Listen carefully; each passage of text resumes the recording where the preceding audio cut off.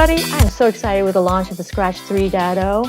I'm particularly excited about the new integration that you can have with the micro:bit extension. As I was playing around with it yesterday, I had a hard time installing the micro:bit extension. I was searching the web. I didn't see anybody have a video out there. So I wanted to put my video out there to help others like myself who were struggling with just trying to get the extension into Scratch and make it work correctly.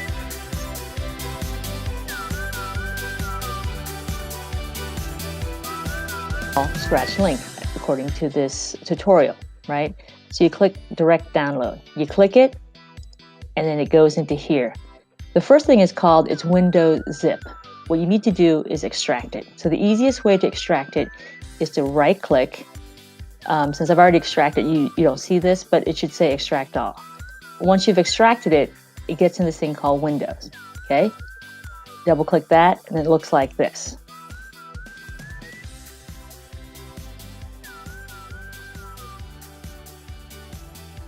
The hex file. So if you're familiar with the micro:bit, that's nothing new.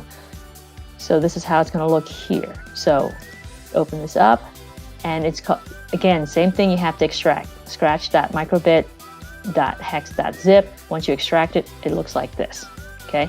Then what you're going to do is you're going to take this and you need to drop it into your micro:bit that you've already installed, exactly like they have it in the directions, right?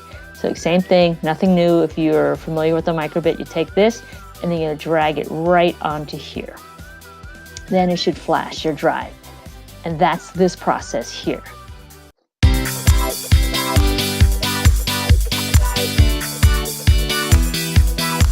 So connecting micro:bit to Scratch to see if we did it.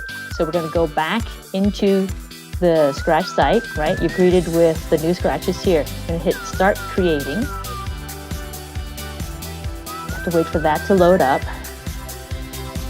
Once it does, you're going to go down here to this spot down here in the corner here, right? You're going to click that, and it pulls up all these menus. You're going to click on the micro:bit, and it has to find it. So this is where you're going to have a problem if you don't see it, but this is what you need to do, and hit Connect. And then it says, I got it, and I go to the editor, and this is what I am greeted with. So to see if I did this correctly, what I just did was I just pulled out this block here, and then I just want to say, hey, can I make Scratchy the cat move? So I did that here, and let's see if this works. So my code says just that on the micro:bit, when I press button A, this cat should move. So we'll see if I did it correctly. So here we go.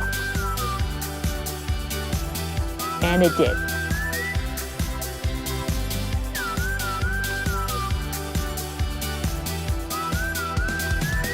I hope you're able to find the quick tutorial useful on how to connect the micro:bit to Scratch 3.0. What I also found is that if you scroll down a little bit more from this, it will say starter projects. These are really great and interesting projects, and as I say in Scratch, scratch on, and I can't wait to see what people are going to create.